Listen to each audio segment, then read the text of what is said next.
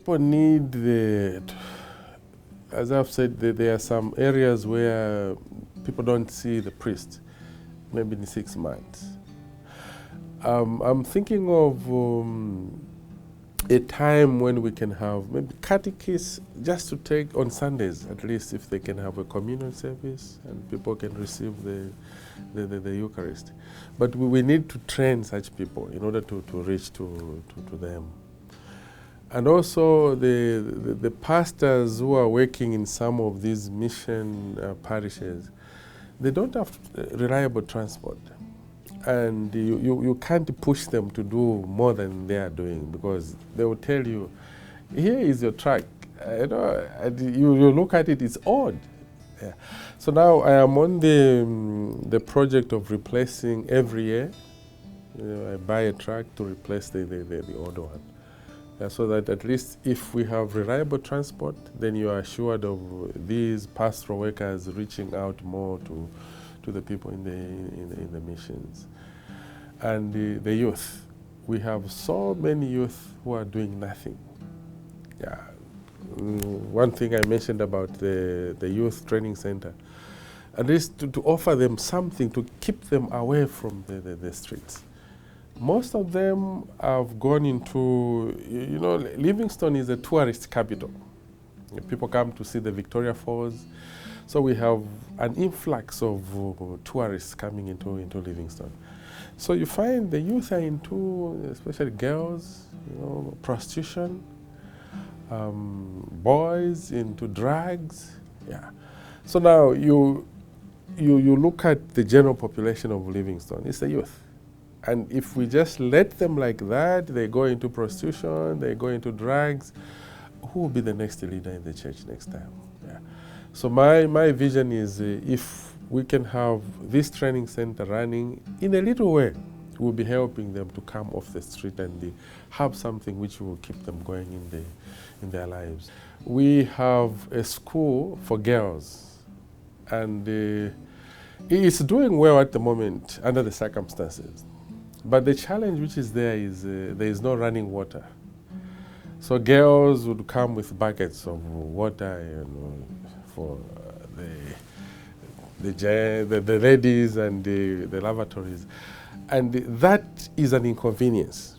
They're supposed to be in class learning, but they're worried about drawing water in buckets, and they come. So I'm thinking of drilling boreholes at this school so that we can have clean and running water for the girls. It's our pro-life attitude to the girls. Because educating a girl, meaning you are moving them from getting into marriages early, because there's a lot of early marriages. So once you educate them, somehow you educate the family. Once you educate a girl, you educate the family. So that's one thing, the water. Then secondly, it's the vocations. I have at the moment 13 seminarians who are at different levels of their studies in the seminary, but our currency has not been doing well. So the fees in the seminaries have gone up. And as a diocese, we are unable, we can't manage. So it's one thing I was appealing to people of goodwill to help support the education of the seminarians. And connected to that, the training of lay pastoral leaders. I am thinking of having maybe 5 per year. Once we train them, these will be now people reaching out to the remotest parts of the diocese where we don't have priests.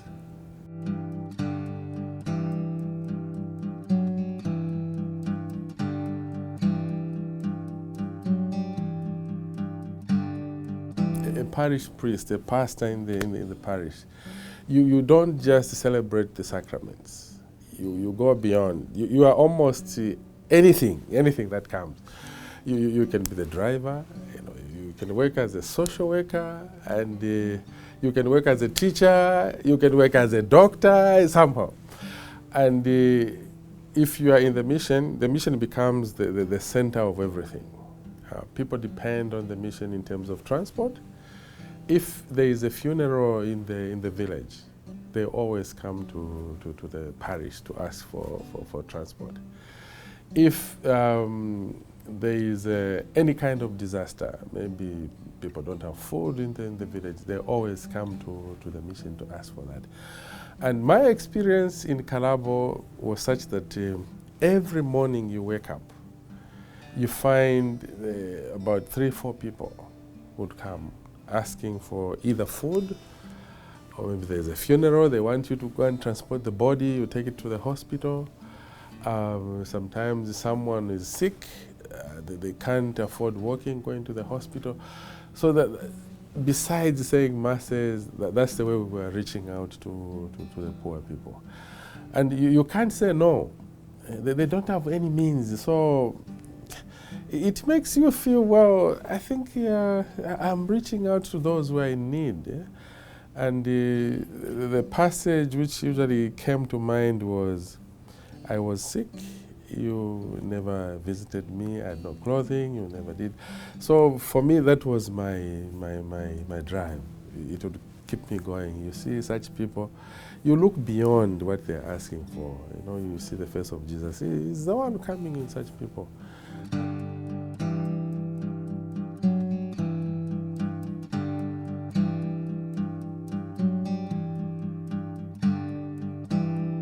I felt being called to missionary life.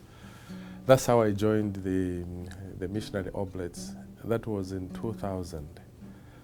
And I went through the normal process, went to the novitiate. After the novitiate, the scholasticate, I came back to Zambia. And I was ordained a deacon. First I did final vows, diaconate, and priesthood in the same year, 2005. So 3 things happened in 1 year. And after that, then I was sent to one of the missions in the western part of Zambia, where Oblates are doing ministry. And I've been there for some years. And after that, we opened a new mission. Again, it's about 135 kilometers north of Lusaka. That's where I was a pastor at this parish. And from there, that's when I was appointed bishop. The idea of becoming a bishop, it's always for the diocesanes mainly. So to be called a bishop and, you know, serving in the diocese where I didn't work for a long time. I only worked in Livingstone for 2.5 years. It was a big shock. I didn't expect it, and I told the nuncio, can I be given time to think about this? And he said, no. So it was a big shock. Yeah, it was a big shock. I didn't expect it, really. I didn't. As Oblates, we live in community. Now I live with one priest, and mostly he's not in the house. He goes on mission. Each time I go back, he's not there. He comes back, I'm not there. Mostly I'm alone. And that's where I miss the community life when it comes to the Oblates. Yeah, you are there alone. And I am coming from a background where we used to be 3, 4, 5 in the house. And then all of a sudden, you start living alone. That makes me feel missing the Oblates. Yeah? And also, parish life is different from being the bishop, because as bishop, everyone is looking up to you. Whatever is happening in the diocese, somehow you have to make a decision ultimately. It comes to you. And all the challenges, they will bring them to your office. But as a pastor, you are dealing with a particular group of people, which is easier to relate to, and it's smaller. You get to know people's lives, which is different from being the bishop. You don't have that close relationship with people. It's always very official. They come to you. You can't talk, like on a human level. It's always businesslike.